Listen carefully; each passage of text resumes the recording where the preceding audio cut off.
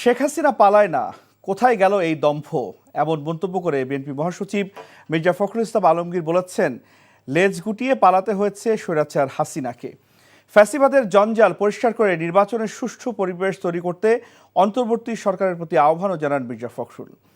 রংপুরের পীরগঞ্জে ঐক্য ও সম্প্রীতি সমাবেশে এসব বলেন তিনি। একে মইনুল হককে সাথে নিয়ে রংপুর থেকে ইমরুল আহসানের রিপোর্ট, ছবি তুলেছেন রিপন মৃধা।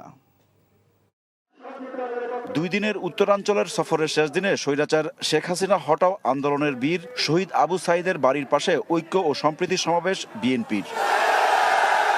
দলের নেতাকর্মী আর সমর্থক ছাড়াও পীরগঞ্জের হাজারো জনতা যোগ দেন এতে।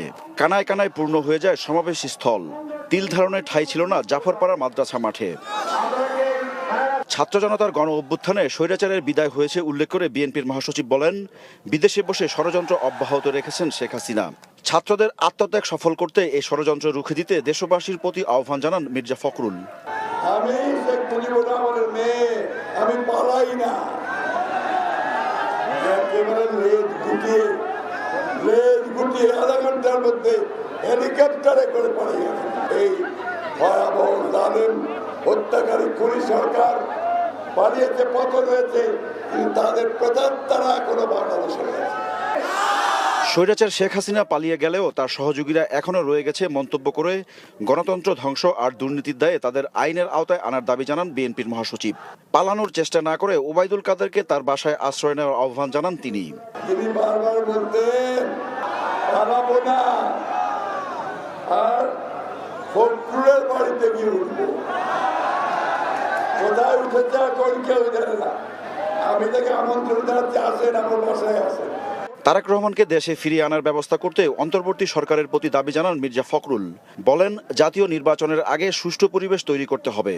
এই ঐক্যের মধ্য দিয়ে দেশকে পরিষ্কার করে নতুন নির্বাচন করে জনগণের সরকার প্রতিষ্ঠা করতে হবে। আমরা একটা নিরপেক্ষ নির্বাচন চাই, সেই নিরপেক্ষ নির্বাচনের একটা অনুকূল পরিবেশ সৃষ্টি করতে। সমাবেশে বক্তব্য রাখেন কেন্দ্রীয় ও স্থানীয় নেতারাও।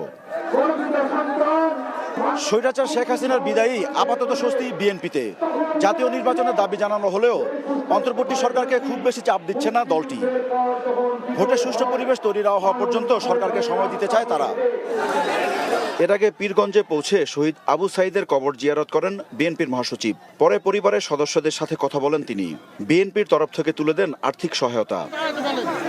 Imrul Hasan, NTV news, Pirganj, Rangpur.